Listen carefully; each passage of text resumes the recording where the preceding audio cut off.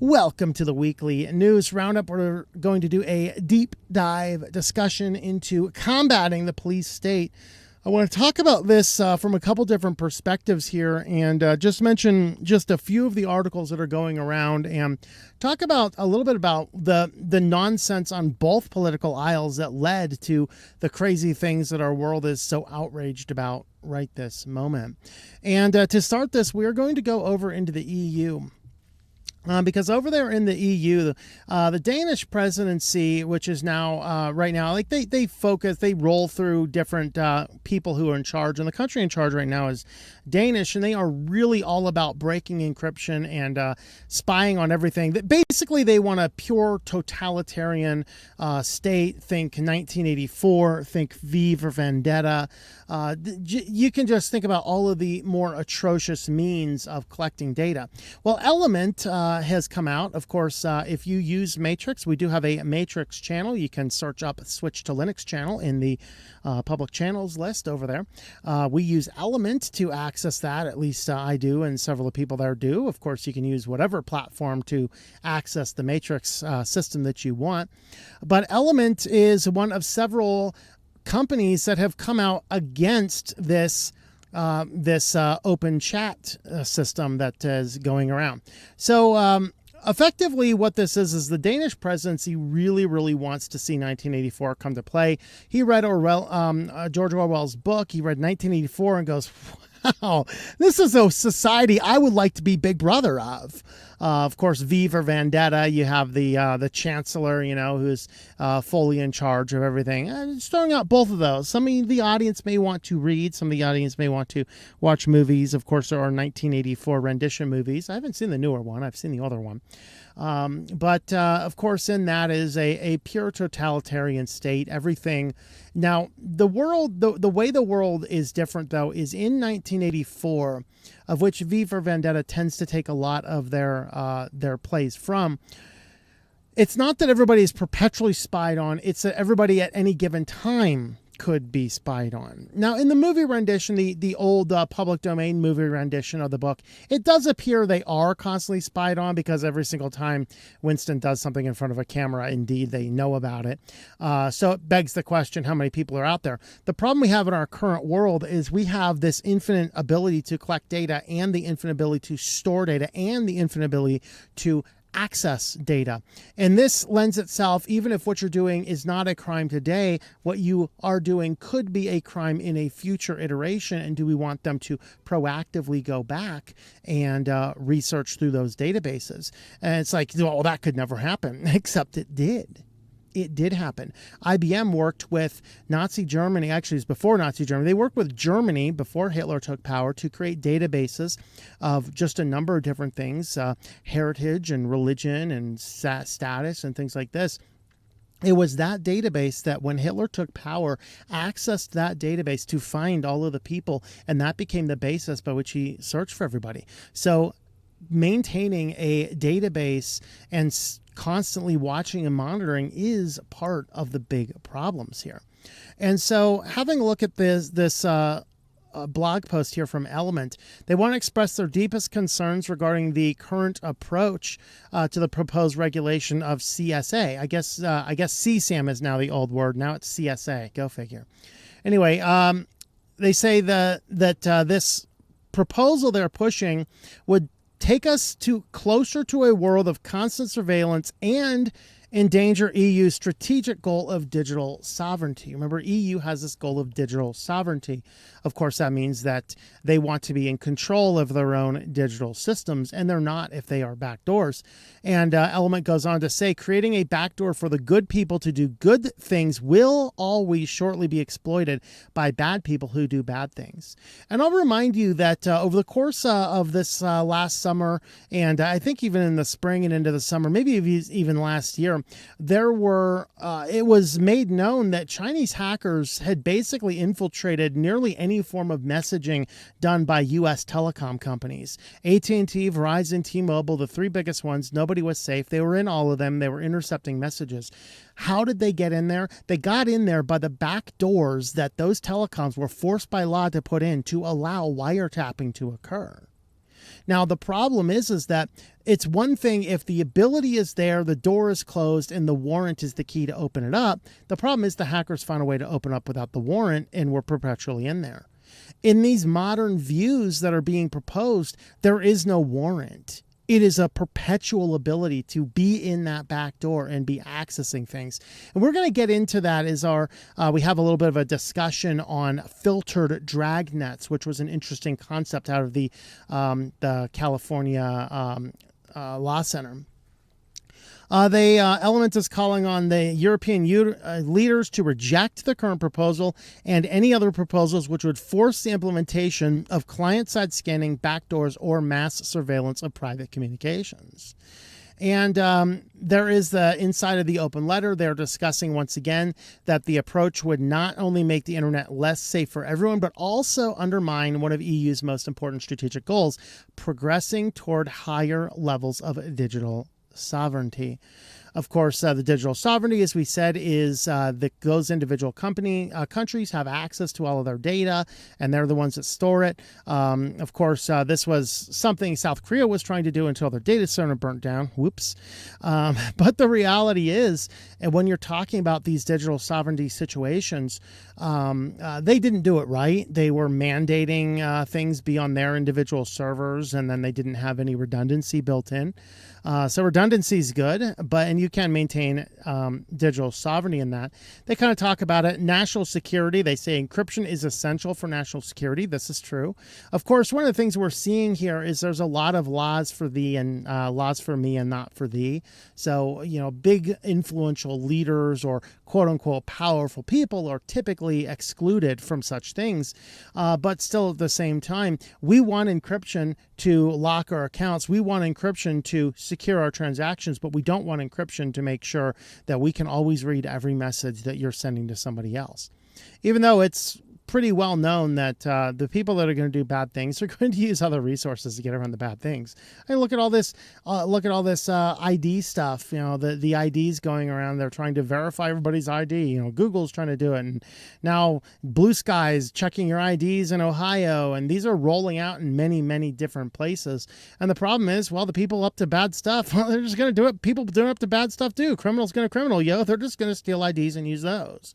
So in the which is awesome for them actually, because it draws us more attention away from them than if there wasn't any such thing.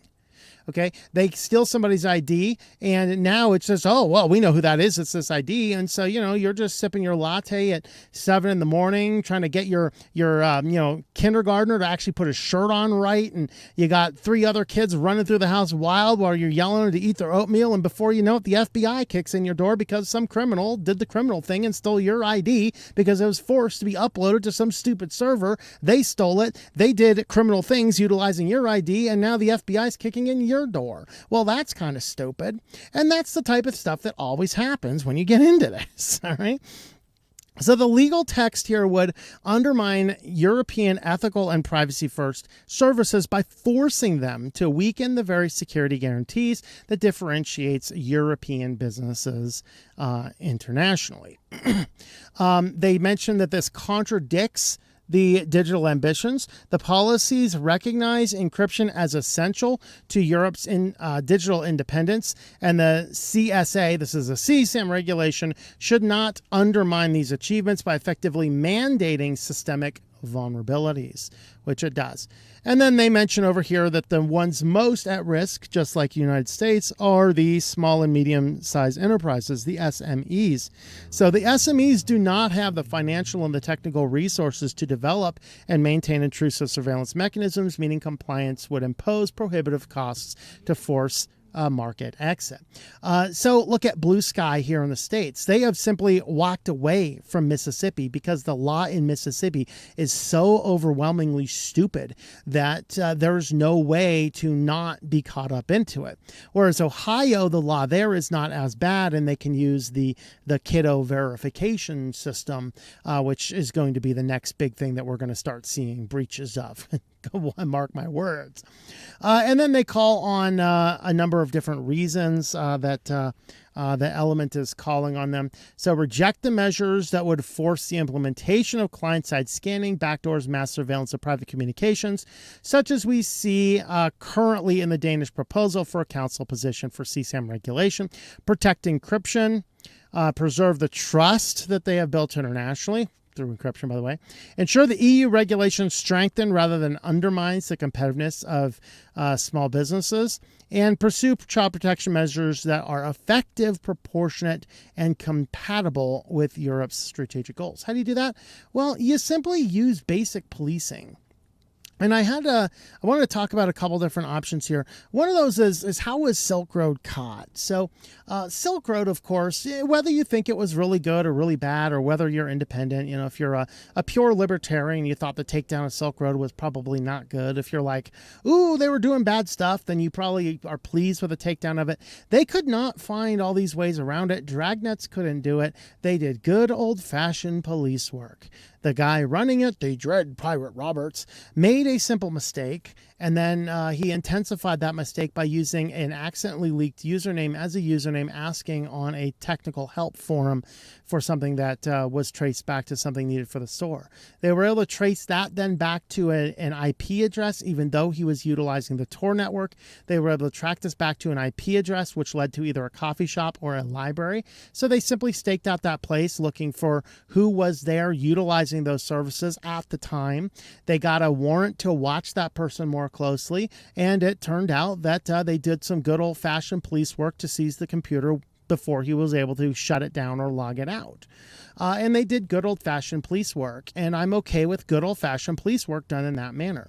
I have another case. I wasn't sure that I wanted to share this one or not, but I'm going to. This relates to this is a situation about one of the many children I've worked with over the years had a person close to them caught up in a CSAM sting. And again, it wasn't a dragnet that caused this. It was actually good old-fashioned police work, because that person was being a pervert and talking to other people on the internet, and one of those people ended up running away. And in part of the basic investigations, the parents said, here's all of her stuff. Do whatever you need to do to research it. And lo and behold, it turns out that they found all these chat logs, and one of them was this crazy perverted dude. So they just simply did the thing that police do, good police work, and they said, hey, this crazy perverted dude seemed to be doing crazy perverted things with this person we're investigating. Let's get a warrant for him because we have justable cause. They did such a warrant, executed it, and he ended up serving time in prison. And that was, again, good old-fashioned police work. You do not need a dragnet. Now, would a dragnet have caught this sooner? Maybe, maybe not. Because one of the things we're seeing right now is how many false positives. In fact, just this week, there were a lot of people's Google accounts had been canceled because they were utilizing an app, which I think actually originated from Google. It was one of the AI apps that come out recently, and there was a hashtag trend going around, which was a picture with your younger self. And the idea is you would take a picture of you now and a picture of you as a child, and you would have the AI show you as hugging each other. And Google, despite this trend being used, I think it was by Google services, Google started flagging all these things as potential CSAM.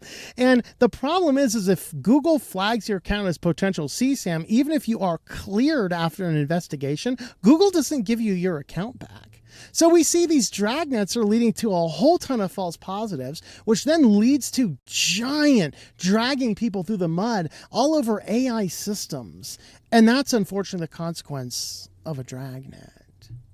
But I want to move over here into United States because there's two fairly competing views here, and I want to talk about this. And this is where if you're like sitting on one side or the other really strongly about this issue, please just hear me out for a brief moment, because you have these ICE raids going on where they're arresting people who are committing legitimate crimes, and we're not just talking the crime of coming into the country illegally, which is a crime and you should get deported, but they are prioritizing people who also have done other forms of violent crimes.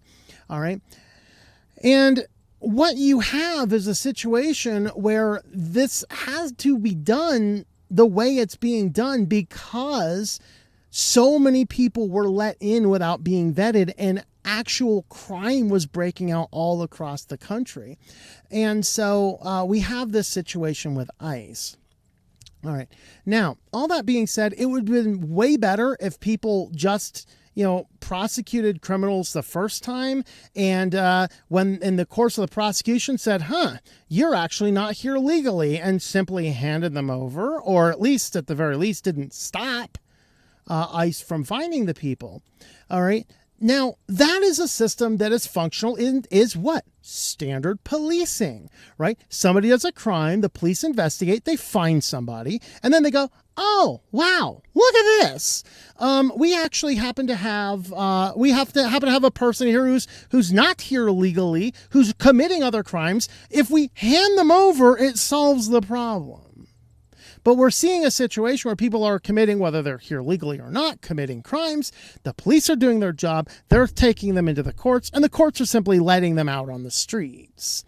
And that leads to more crime and things like that. Well, if they had done the right thing first, we wouldn't have to have this giant response. And so what does ICE do in this giant response? Well, now they want to turn to big tech. And this is where I disagree with them. I do not want ICE running Stingrays. I do not want ICE running flock cameras. I do not want ICE doing any form of that stuff. I want ICE to cooperate with local police. When local police find somebody who needs to be deported, they should be like, hey, ICE, we got a guy, come get him. Excellent.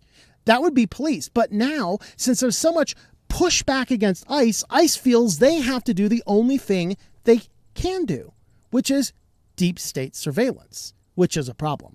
Once again, are you seeing these V for Vendetta vibes show up? What are they going to do? The only thing they know how to do. And what are they going to do? They're going to fight back, And this is the thing that's going to happen. This is a problem caused by policies that will not treat criminals the way criminals need to be treated. Okay, so ICE buys a bunch of vehicles equipped with fake cell towers to spy on phones. So they're bringing these giant vehicles in. This is an $825,000 contract, by the way. So the vehicles are being equipped with Stingrays. And the company here is TOSV, Tech Ops Specialty Vehicles, which is based in Maryland, curiously close to D.C. Funny. So TOSV also signed a similar contract with ICE in September, which, by the way, is before Orange Man Bad. This is not a Trump situation, folks. This is a Biden situation, too. Both parties, the Democrats and the Republicans, are both complicit in deep state surveillance, and I'm not agreeing to any of it. All right. So we do not, well, that's just a quote from the company. Who cares? They basically are saying, we don't make this stuff. We just equip the vehicles with it. So what happened here is that ICE was using the cell site simulators to track down the persons who was originally part of a criminal gang in the United States who had been ordered to leave the country in 2023. So you see here that they had to use a cell phone tracker. They had to use a Stingray to find a person who was supposed to be out of the country a long time ago. Why? Because he had already been convicted of criminal activity. You see, if our state was working properly and the criminal did the criminal activity and they found out they was not actually under the right jurisdiction and hand him over to be deported, it wouldn't be a problem and they would not feel the need to run these cell site simulators. But unfortunately, I feel the need to run the cell site simulators because there's so many people that are completely unhinged and apparently want criminals running through our streets that they are blocking the law enforcement from actually doing their job. And that is a bit of a problem. And so I do not want ICE to have the Stingrays. All right. But they are, because other means of utilizing these services are not being effective. In other words, they're getting blocked at every turn, so they are turning to the only way they know to keep tabs on the people. They have to turn to the deep state because people do not want them to actually be doing their job. Now, while I do not want these to happen, I would kind of like to have these ICE tracking agents apps up here. However, with a caveat. And let me explain my caveat. Again, if there is a bunch of unhinged lunatics interfering with police work, this is a bad thing. And if people are using these to rally giant groups and provoke ICE agents from doing their job, that is a problem. But the mere fact we have an app which tells you where they happen to be at is not necessarily a problem. And for this, I cite the fact that we oftentimes use these apps on our phones for driving, and people will often go on there and report where police happen to be at. Well, it's not really a problem if I'm driving down the road and I get beep, beep, beep, alert, there's a police officer coming up. If a bunch of people are coming in there seeing that and all swarming the police and starting to do violent things to the police, and the police have to act in the way police act, I'm sorry, that's just FAFO. But if people see that and go, oh, there's a police ahead, I should slow down and make sure I'm obeying the posted speed limits, it's been useful information, that's fine. The tech is used to help the citizens, which is exactly the way tech should go. These people are our civil servants, not our masters, okay? It is us who need to have the technological advance over the police state, okay? It needs to be a citizen state. Why? For the purpose not of swarming the officer and impeding his job, but so that you can obey the law. I'm okay with that. And if people are using these, so some illegal immigrant has this device on his phone, go, oh, there's ICE agents that way, I'm going to go this way instead, I'm okay with that. But to say we're going to have these apps so that people can swarm them and interfere with our work and call them all sorts of, mid-1940s German soldier names, I'm not okay with that. So I do not want this app to be taken off the App Store, but I don't want people to use this app as a means to harass the agents from doing their jobs. If they are using this app to become a better law-abiding citizen, that is a perfectly fine thing. All right. So that's kind of where my take is on this. But this kind of got into a little bit more of some deeper discussions with things. And so I wanted to have a look at a couple of things here. From Hartman Law, the pros and the cons of government surveillance programs. Because this is really the thing. And the challenge is that at least in the United States, I'm a United States citizen. I'm not speaking to how the law is supposed to work in other countries. I know UK is a monarchy and EU, I don't know what it is. And you get all sorts of different circumstances. I am speaking here from a person in the United States applying to United States law. And in United States law, the government is done at the consent of the people. In other words, the people are the masters of the government, not the government the masters of the people. The government are the civil servants to keep the order in the society and to assist the citizens in the society, not taskmasters over the society. And that is where the philosophy has flipped. And ultimately, if we had the gonads in this country, we might actually vote people out of office who abuse the power and think that they are the masters, humble them by getting them out of office, and elect people in who are not. Unfortunately, the challenge is that more often than not, it's only sociopaths who run for office. So good luck with that. We are technically a country run by a bunch of psychos. So anyway, the psychos got together and they want to engage in government surveillance because government surveillance is the only way to catch all them bad guys, all them juicy, saucy bad guys. Government surveillance programs have been a topic of intense debate over many years, particularly in the wake of advancements in technology that have dramatically increased the capabilities of such programs. How wonderful. So the balance between ensuring safety and preserving individual freedoms is a delicate one, and these programs continue to evolve and do so to the arguments to and against them. All right, so ultimately, the thing is that we cannot have, in a world of privacy, we cannot have ultimate security. In a world of security, we cannot have any privacy. And this is that balance. In fact, I think it was Benjamin Franklin, I think is quoted as saying, "He who wants to trade privacy for security deserves neither." And this is the thing we have to get to. We have to recognize that we are supposed to be the ones responsible for ourselves, for our families. Let's let us have the ability to protect ourselves, i.e., that's why we have a Second Amendment in the United States. And in the course of all of that, let's go ahead and have the ability to defend ourselves and to take care of ourselves and protect ourselves. And let's turn to the government to enforce that on people that are attempting to overrun our rights. And that really is the way it's supposed to be done. The challenge is that the government wants to say, well, no. We want to be the ones monitoring all of society to make sure that nobody's breaking the rules to begin with. And that's not the spirit of American law. American law is not a system which is always looking for who's doing wrong. We all have a presumption of being innocent until proven guilty. And so any form of surveilling somebody, assuming they might be doing wrong, is inherently fundamentally un-American and needs to be cast off. We need to have that privacy. It's only when a crime is committed or attempted to be committed is when the law enforcement steps up and does their job. The problem is, going back to our earlier discussion, when these types of things happen, we have to have a situation where the actual ruling authorities, I shouldn't say ruling authorities, the government officials have to follow the sentencing structures set up to keep those criminals out of society. And for Lord's sake, if somebody is not competent to stand trial for murdering somebody, they do not need to be walking the streets. They need to be in an institution. Whether that is jail or a mental institution is a completely different question, but that's kind of what we're arguing, because we're seeing in our modern iteration of law, people actually committing horribly violent crimes, but they're saying, we're just not mentally capable of standing trial. Okay, let them back on the streets. Well, that makes about as much sense as, I don't know, a beanbag in the ocean or something. Who knows? I'm just making up two random words now. The justification for government surveillance, one of the primary justifications, is the need to protect national security. The ability to monitor communications, track movements, and gather data on individuals and organizations suspected of posing a threat is viewed as a critical tool in the fight against terrorism and other forms of crime. This is where portions of the Patriot Act and the PRISM programs had a good spirit behind them. Hey, we're not surveilling Americans. We're just surveilling international people. The problem is sometimes international people talk to American people, and I think and once an American gets on the line, I think that completely that poisons the well of any data. That should be the case. Let's track that guy's other conversations as well.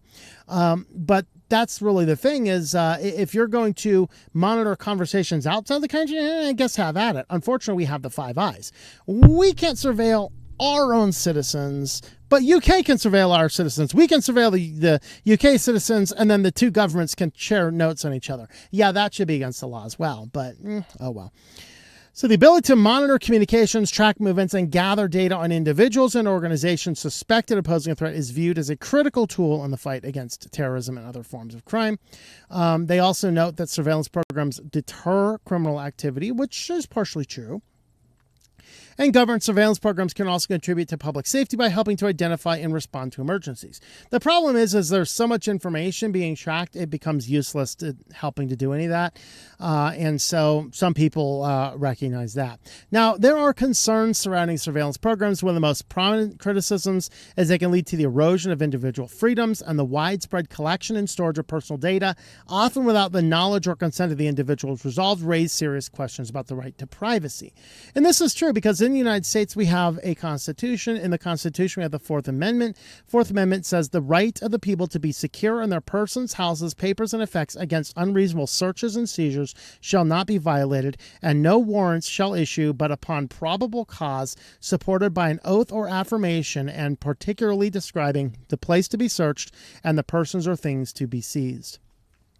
Which pretty much means every form of digital surveillance that is not without the direct consent is a violation. However, we also have all of these stupid privacy policies tied to all these stupid apps that basically sign away the Fourth Amendment for you if you use the app, and then it just depends on do they have a chummy relationship with the United States government or not. Because if you've already given it to the company to do, well, you've just excluded yourself from this, and that's why I recommend people do not use any apps or services that you do not fully understand or do not fully need.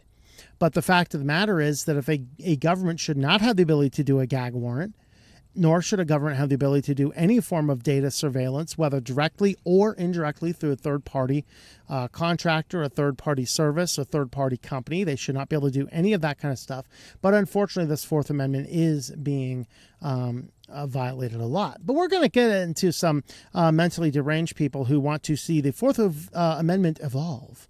Yes, the evolution of the amendment, folks. Who would have thunk it? First peppered Maz, now the Constitution. Evolution is a thing, right? So they say down here, this can have a chilling effect on free speech and other fundamental rights, which is true because the data surveillance inadvertently leads to being silenced for your political speech. And that's really the purpose of the First Amendment.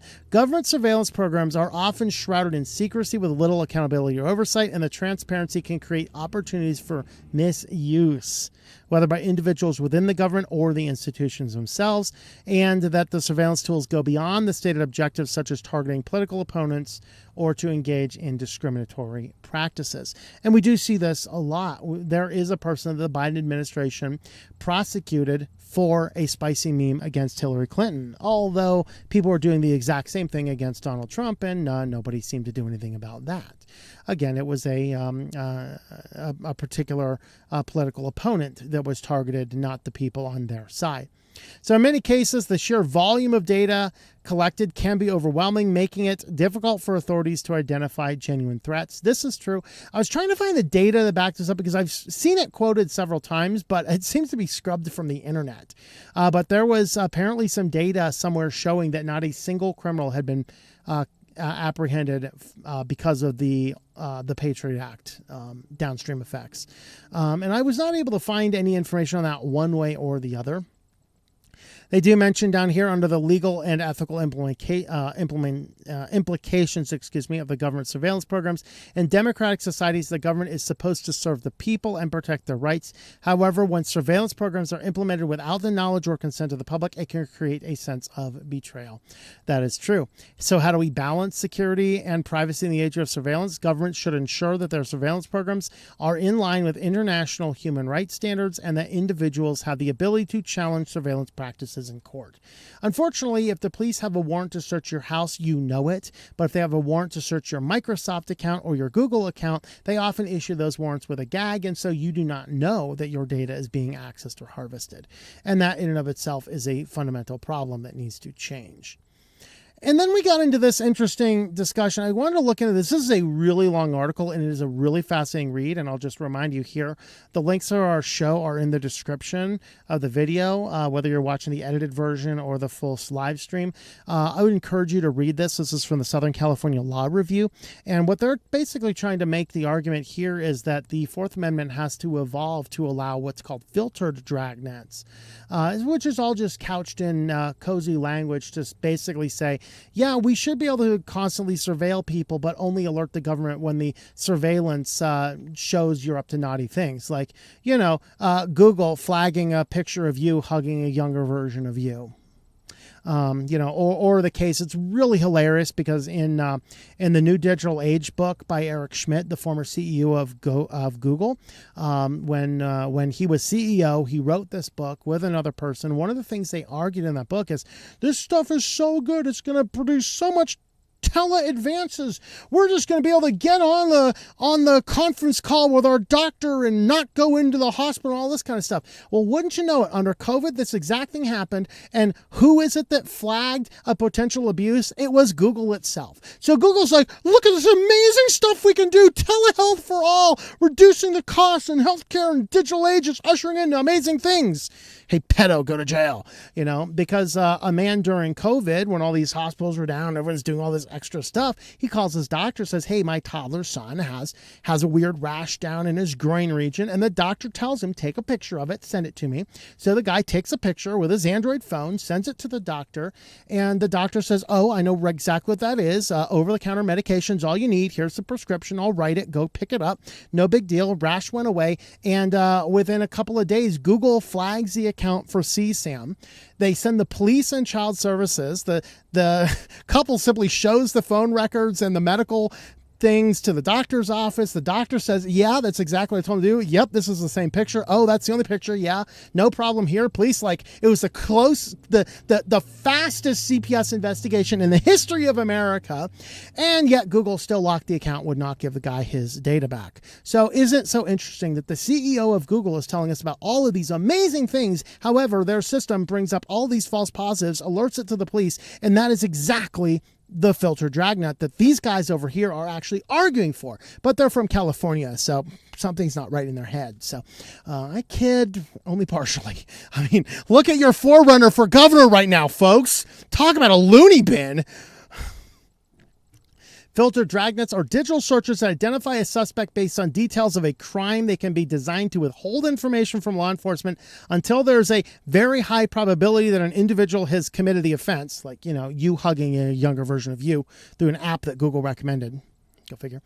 DNA matching, facial recognition, photographs, video, automated CSAM detection, and reverse geolocation, geofence warrants. That thing I always warn you about. You're taking your morning jog next to your bank because it's just the best route to around your house, and the bank's robbed one morning. You're caught up in a geo warrant, and they want to know why you're casing the bank every other day. And, you're the criminal because the criminal was smart and left his phone at home, but you're running with your phone on. And so, you're the criminal, and now you have to prove you're innocent rather than them proving you're guilty, all based on this fabrication called a geofence warrant because they think you're casing the bank on your morning jog. That type of stuff has happened as well. All right. Filtered dragnets imperil society precisely because they detect crime too well. Sudden increases of detection of criminal conduct will intensify the pathologies of American criminal justice. Namely, too many marginally harmful acts are criminalized, crimes are punished too harshly, and police and prosecutors have too much discretion.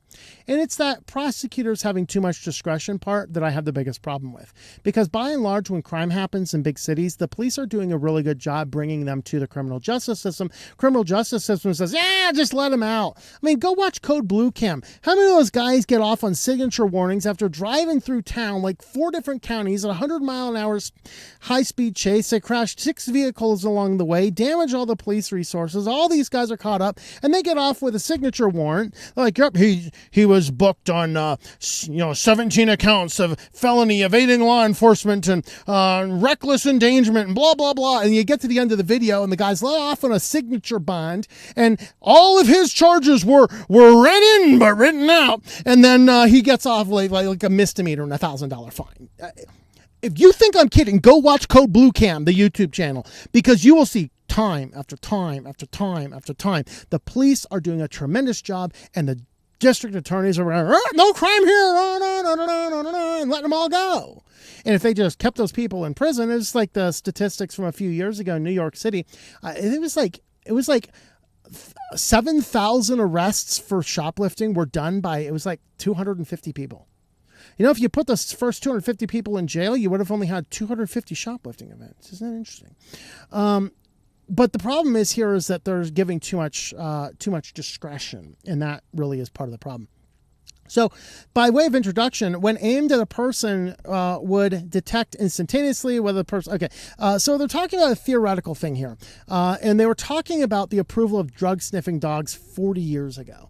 And they said, imagine a device, you point the device at somebody, it can tell you instantaneously if a person is carrying an illegal substance. And that's kind of the way that they were pitching these drug sniffing dogs. They could, of course, the owners, of course, it's so nebulous. You got to be trained in how to read the dog. And so, if you refuse to let your car be searched, they just bring over a drug sniffing dog, and the drug sniffing dog, smells a cat that you drove by a little while ago. And then, the dog hit. And then they tear apart your vehicle. And then they find nothing, go, sorry, our mistake. And then you have absolutely no recourse, which is actually why the state of Utah has actually banned drug sniffing dogs as a means of searching vehicles. It's kind of interesting on that basis. But they said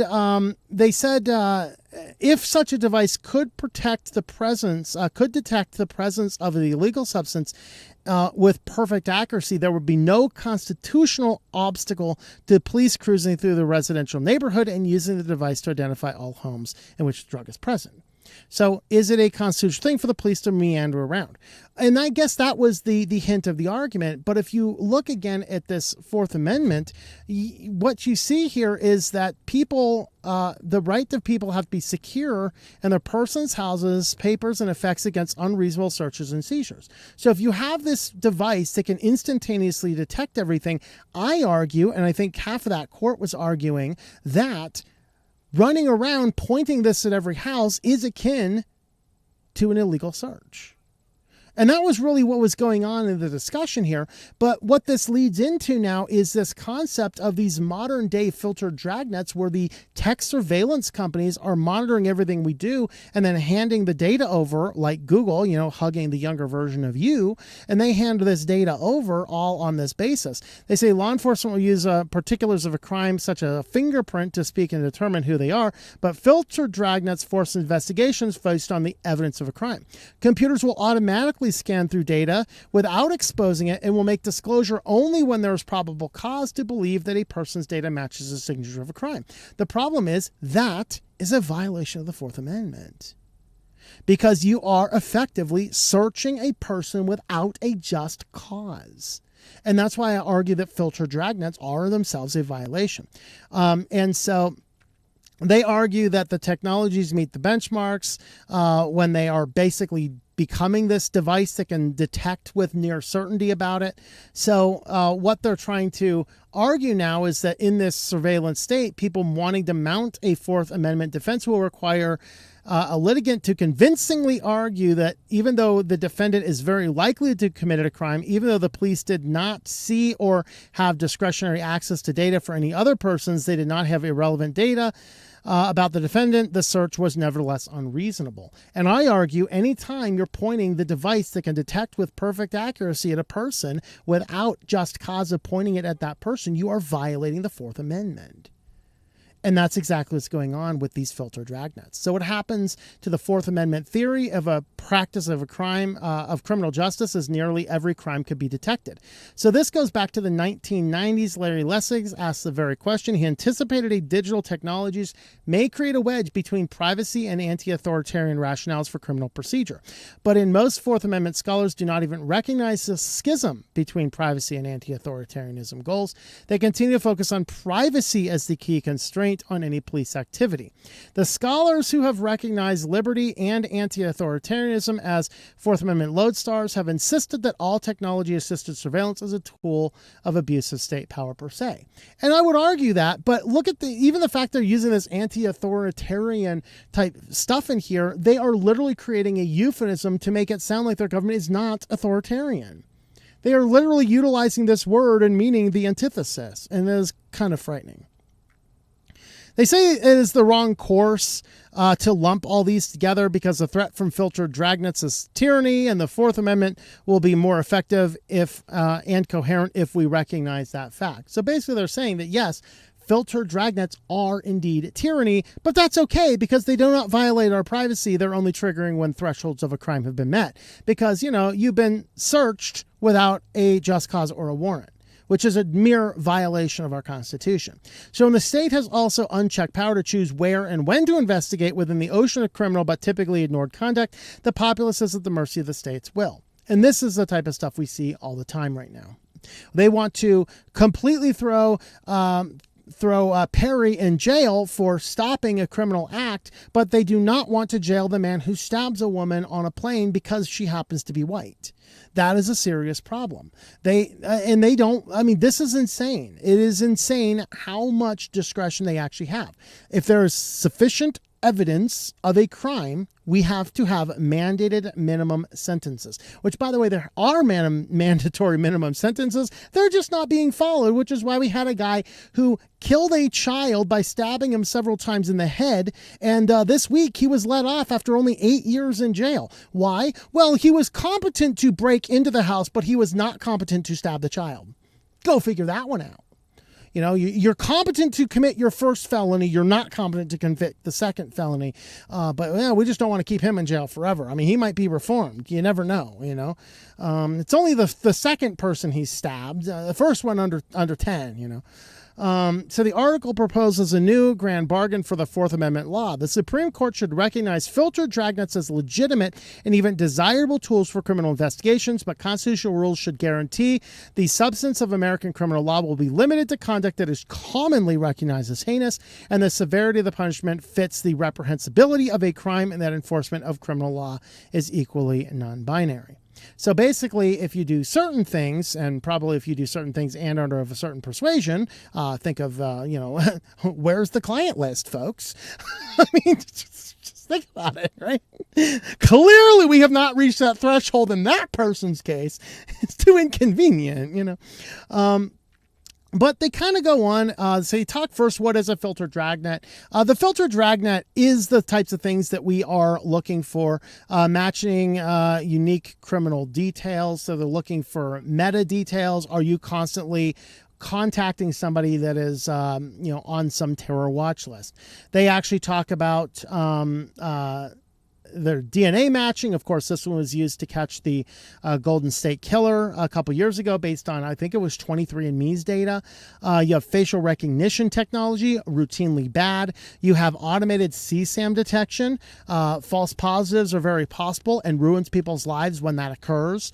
We have geofences and other reverse searches. In some places, these are unconstitutional already. There's still a debate about these, but those are filter dragnets. Scanners, sensors, cameras, and microphones, filter dragnets. You're looking for keywords. You're looking for key purchases. Don't order nails in the same order you order a pressure cooker. That will put you on a list. So the advantage of filter dragnets, of course, is that it's perpetually watching, and that's why I think it's a violation of the Fourth Amendment. Article will eventually explain why they impose serious risks that are not adequately addressed in the Fourth Amendment theory, but we'll first explore the reasons to embrace rather than resist them. So decrease exposure of innocent, irrelevant details. So what this basically means, this section talks about since the police do not have access to anything until the threshold of alleged data is met, the police don't have anything. They think that this achieves the law. And I disagree, but that's kind of what the argument is. Increased accuracy, watching for these criminal things go on. Increased detection and deterrence. Of course, if we're all perpetually spied on, we'll do less bad stuff allegedly. And so we see a lot of these different circumstances. Now, what about the privacy element? Most courts, scholars, and civil society organizations have considered the societal impact of filter dragnets such as geofencing, reverse keyword searches, and have concluded they pose serious threats to privacy. So putting aside for a moment whether filter dragnets are consistent with the full set of Fourth Amendment principles, this part of the argument that filter dragnets pose almost no threat to Fourth Amendment privacy. They're basically saying, hey, since it's not the police looking, it's okay. It's just the company that's snitching. You just can't get away from the company. But I think that anybody acting on behalf of the government is the government itself, and therefore is a violation of the Fourth Amendment. This does not mean filter dragnets are harmful or harmless. To the contrary, Part 5 will oppose the arguments that pose dangers to it. They're kind of talking about judicial reactions and things like that. Some of those have been found unlawful. Under the dragnets and tyranny, filter dragnets provide high concentrated dose of criminal detection, which, of course, false positives is another way to read that. And they say down here, which is interesting, even though in theory the whole point of having law enforcement is to detect and prosecute crime, these people immediately need to be discredited on that basis, because the basis of the judicial system in the United States is not crime detection. It is crime investigation. The police are not in this country to be running around looking for crimes before they happen. This is not Minority Report. We do not have a group of precogs. We're not kicking in doors prior to somebody kicking in a crime. There is no crime yet committed. Therefore, detection of crime is not the purview. The purview is to investigate crime and attempted crime and to prosecute crime. And that is a fundamental difference between detection and prosecution. But you can see what these shifty, tricky lawyers are doing here is they're trying to say, well, if we're talking about detecting crime, filter dragnets are the best way to go. So even the argument arguing that dragnets are tyranny, they're still arguing that the dragnets are the way to go. And so looking through further, let me see if I had another section down here. Yeah. So under the anti-authoritarianism Fourth Amendment, the anti-authoritarianism rather than privacy should be the benchmark for the Fourth Amendment. So the way they're defining anti-authoritarianism is that the government's not the one conducting these searches. It's just private companies, and the private companies are snitching on the government. Therefore, the government is not the authoritarian. It's anti-authoritarian. The government's not doing it all. It's just other companies on behalf of the government is doing it, which in and of itself is a violation of the Fourth Amendment. Because it doesn't matter who's doing the search. If the government is ultimately the recipient of that source, well, that is the fundamental problem. And so they say the current trajectory of Fourth Amendment case law, that we are headed for one of two substantial endpoints. Either the state will be able to use the filter dragnets with little to protect its citizens from the perils of broad criminal laws, harsh criminal sentences, and selective enforcement, or the state will have to effectively be prohibited from using filter dragnets, leaving the criminal justice system status quo that nobody would devise and few would defend. Yeah, regular policing is what does best, and we need to do that. So this is the statement here I want to look at the end here. Thus, the Fourth Amendment must evolve to demand reasonableness when detection is easy. Oh, so the Fourth Amendment must evolve now. I don't think we need evolution at all. We need the right of the people to be secure in their persons, houses, papers, and effects against an unreasonable search and seizure. This includes anybody who's going to hand that data over to a government. So unless you have a just cause for searching for illegal material, you best assume that those people are not committing crime, because in this country of America, we are innocent until proven guilty, and you do not have the right to scour over my shoulder waiting for me to, quote unquote, do something allegedly wrong. This is a total sham. These people here are psychopaths, but we probably guessed that from their place of origin.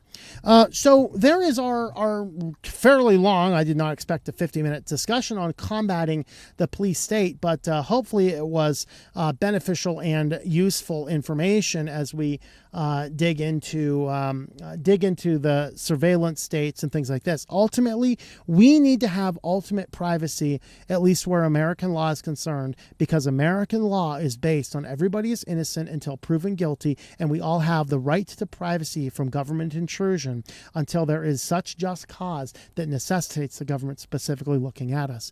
And that is the place where we are not seeing in our current state. So let me know your thoughts to that in the comments. The link to the entire stream is down below if you want to see the rest of this.